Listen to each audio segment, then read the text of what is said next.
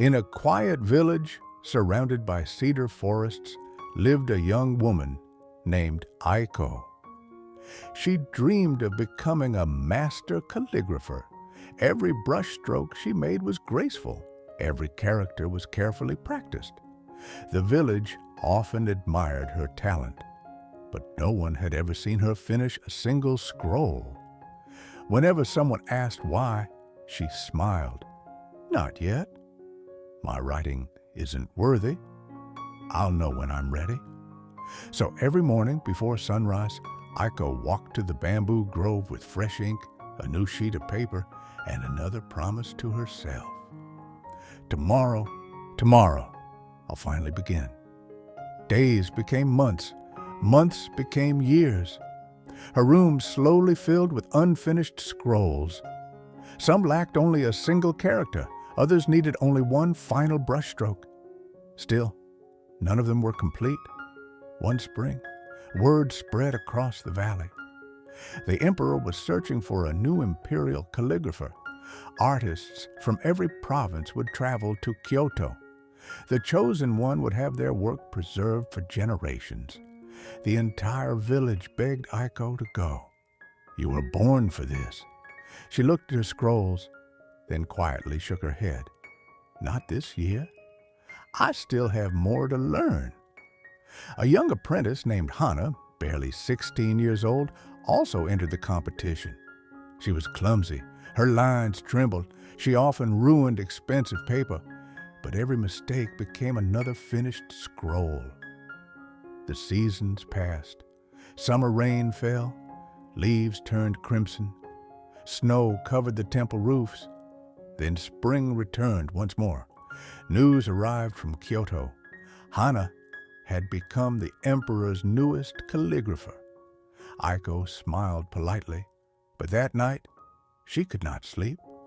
The next morning, she climbed a mountain to visit an elderly monk who lived alone. She expected advice. Instead, he simply looked around her home. Hundreds of scrolls, perfect beginnings, perfect endings, none connected. The monk picked one up. "It is beautiful." He placed it back down, and it does not exist. Aiko frowned. "It is right there." The monk slowly shook his head. "A song never sung. A bridge never crossed.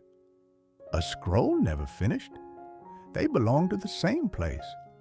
The world cannot be changed by what stays hidden." Aiko looked around the room. For years, she had believed she was protecting her dream, keeping it safe from criticism, safe from failure, safe from disappointment. Instead, she had been protecting it from life itself. The next morning, before the ink had fully settled, Aiko rolled up her least perfect scroll.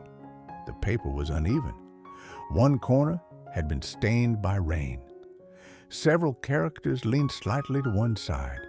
For the first time, she carried it beyond the gates of her home. People stopped to read it. Some admired it. Some noticed every flaw. Neither mattered, because at last, her work had entered the world. Years later, travelers came from distant provinces to see Aiko's calligraphy. What surprised them wasn't how perfect it was. It wasn't. Some strokes were too bold, others too soft.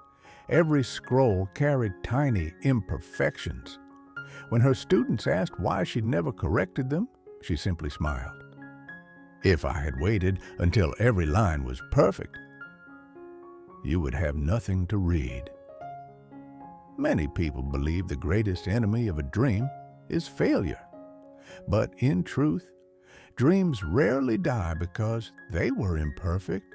They disappear quietly, while waiting for the perfect moment that never comes. Because readiness is not found in silence.